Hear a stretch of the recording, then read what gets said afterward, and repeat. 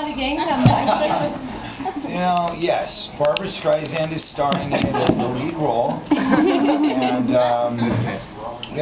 and Leonardo DiCaprio is now going to play Matt. You seen a documentary that guy made?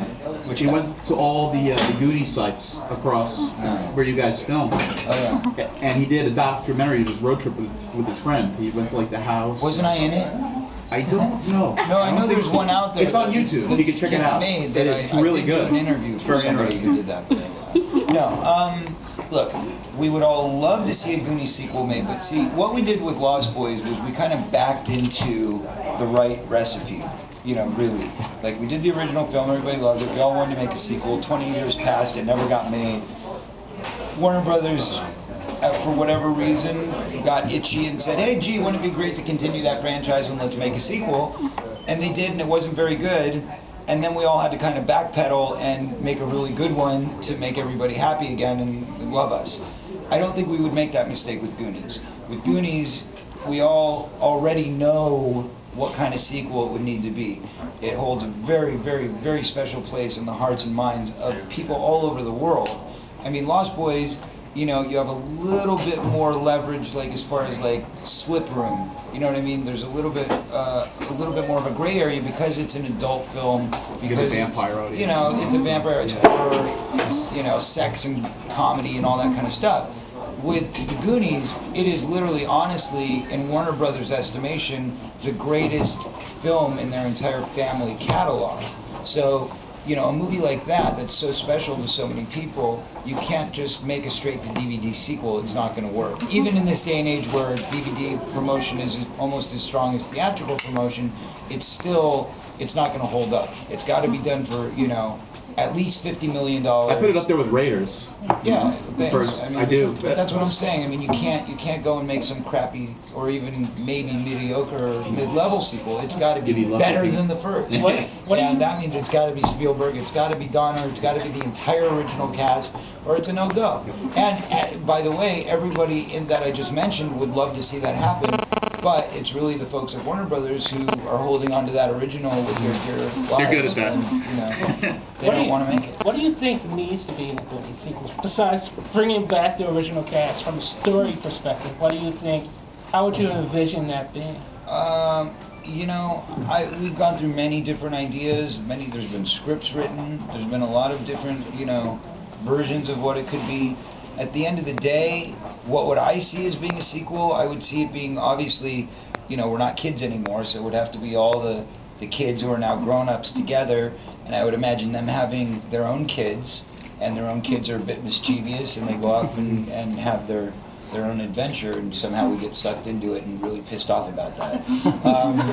That would be, you know, what I would think would make the most sense. But that said, it's still probably never going to happen. And then you've been in the business as long as I've been alive, essentially. But how has movie marketing changed in promoting films with like the internet and the advent, like social networking?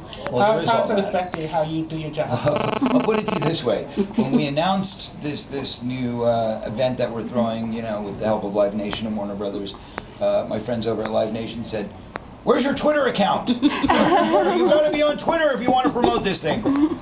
So, by course of nature, I now have a Twitter account, so you can all follow me at Corey Feldman. Oh wait, it's Corey_Feldman. At Corey_Feldman. I'm still getting it down. Spell out underscore. Yes. Okay.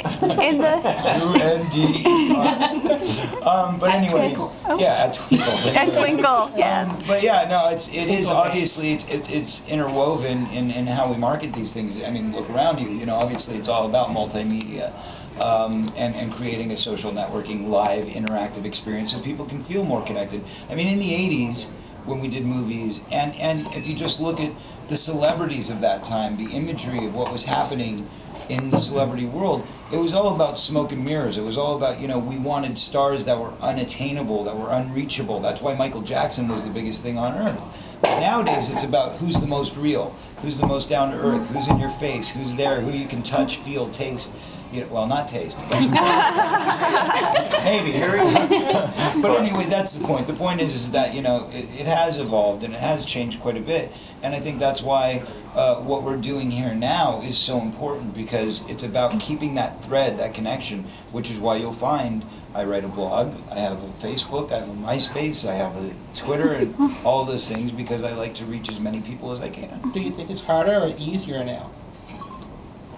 To do what?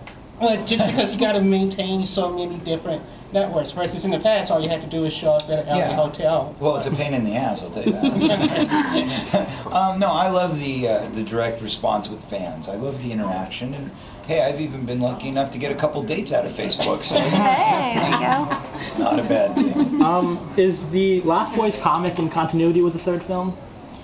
There are certainly many references. The nice thing about the comic book series is that it's kind of like the Star Wars trilogy, where it's the prequel and it's the kind of button on it all at the same time. Mm-hmm. So it kind of wraps everything up really nicely. So if you're watching the 3 movies without reading the comic book, you're definitely going to miss a piece of the pie. Mm-hmm. However, if you read the comic book before seeing the second and third movie, you're going to get a lot more out of those movies. So I did work very closely with Hans, even though I don't get writing credit for any of this stuff, but I did work actually on all the dialogue that Edgar Frog says in the comic book series. He was sending me rough drafts as he was moving along with it, as well as, obviously I was involved in writing on both the second and third film. So, Fantastic. Two for you. One is, will the saxophone man ever make another appearance? he was in the trial. Oh my god. You missed it. I did miss it. Yeah, you got to go watch it So again. old. What about the third one? I play sax in the third movie. Are you greased up? Figured I've got enough hats on, might as well throw on a sax too. Yeah. Scotty Page from Pink Floyd will be playing sax in the movie. Second one was, I caught the tail end. I don't think anybody back here caught it, but can you talk about the event that you were discussing? Yes, a minute? Lost Boys Ball. Lost Boys Ball is coming soon to a city near you, hopefully. We're only doing 4 of them as of now. Like I said, this is the first time in history anything like this has ever happened. Never before has a studio and a live promotion event company come together to work on a project that is really promoting both a film and a concert. So really what it's creating is a 360 experience for the audience. Fans get to not only come and watch a concert of maybe their favorite band, or maybe see their favorite film on screen again for the first time in years, but they get to do it with members from the original cast, and they get to come dressed up themselves, so it really feels like they're part of the experience. So it's a very unique experience. It's, instead of dinner and a movie, it's dinner, concert, and a movie, and it's a costume party, and we're going to do giveaways, and there's a Q&A with original cast members after the event is over. So it's a 4-hour event. It's an evening with. We're only doing 4 of them right now because, as I said, it's on a test pattern, and just like the sequels to Lost Boys, it's all supply and demand. If we sell out every one of those shows, I guarantee you we're going to want to bring them to the rest of the country and the rest of the world, because I want to take this internationally. My idea is to basically spend the next 6 months touring this event all over the world, and then after that's done, get right back in, record a new album, simultaneously make another sequel to Lost Boys, and then do it all over again in a much more meaningful and productive way next time around. So I can see this going on for years and years and years. You guys aren't getting rid of it. Who's confirmed for that? Hey Corey, what was it like? Yeah. I'm I can't sorry. give anything away. What was it like making the transition from actor to director with the making of this film? I didn't direct this film. Okay. I executive I'm produced. corrected. I Okay. executive produced, but thank you. Acclimated. I have directed in the past, Okay. which was, challenging, because it was actually the last film Corey, Haim, and I ever did together. Oh, okay. I mean, if you don't count the few scenes that we did for Lost Boys, the tribe, but yeah, I had to direct him, which was challenging. A terrible movie called Busted, which it's not terrible because I directed it, but it's terrible because they didn't allow me to do my job. So it was really, you know, kind of taken out of my hands and, you know, just dealing with bad B-movie production companies that have no idea what they're doing and would rather have TNA than any kind of creative insight. Can't lose with the TNA. You know? Never. Corey? In the new film, you actually work with wires, I think it's like wire fu, and you have CGI effects. How important is the evolution of filmmaking in the evolution of the vampire? Well, if you're asking a question which pertains to the importance of imagery Yes. and visual effects in a vampire film, I think it's immensely important because, you know, look, we're not doing Dracula anymore. You know, this isn't Christopher Lee coming and finding the wooden coffin and opening it up and having some dust fly out, and we all know there's a vampire in there. You know, these days, you know, people need to see their vampires graphically dissolve and, you know, turn into dust and particles flying all over the room. And Actually, it seems like sparkly is enough. hey, not this one. No. Don't say the T word. Exactly. Twinkle, twinkle, little star. But you know, we got vampires flying out of planes in this movie. You know, I think we've come quite a long way from the original Lost Boys, where they just jumped underneath a train track and fell into clouds, and we all assumed that they were flying. Now we really get to see them fly. So we're bringing that to life.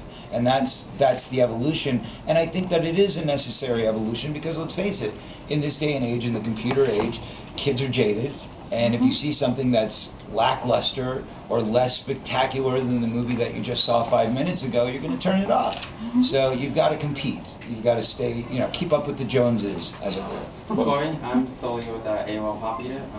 I had a question. I read that Corey Haim wasn't set to be part of this film, but with you serving as executive producer, was it sort of a tribute to him and sort of carrying on the Lost Boys legacy without him? No, as a matter of fact, he wasn't set to be a part of this film because he screwed up on the second one, and we had a hard time getting that production day shot, which was very eloquently documented on the